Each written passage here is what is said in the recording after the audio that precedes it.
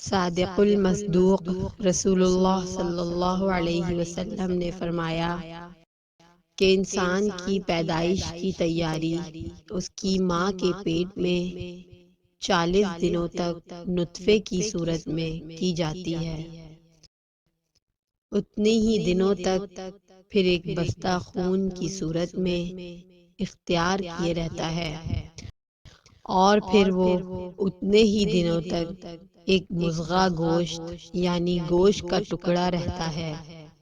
اس کے بعد اللہ تعالیٰ ایک فرشتہ بھیجتا ہے اور اسے 4 باتوں کے لکھنے کا حکم دیتا ہے۔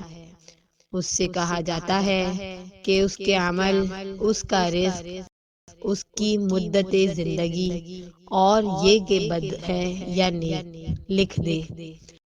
اب اس نطفے میں روح ڈالی جاتی ہے۔ یاد رکھ، ایک شخص زندگی بھر نیک عمل کرتا رہتا ہے، اور جب جنت اور اس کے درمیان صرف ایک ہاتھ کا فاصلہ رہ جاتا ہے تو اس کی تقدیر سامنے آ جاتی ہے اور وہ دوزخ والوں کے عمل شروع کر دیتا ہے۔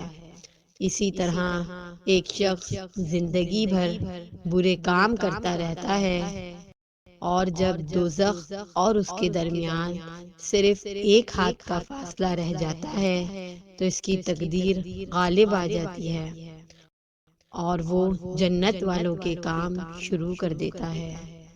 صحیح بخاری، حدیث نمبر 3208۔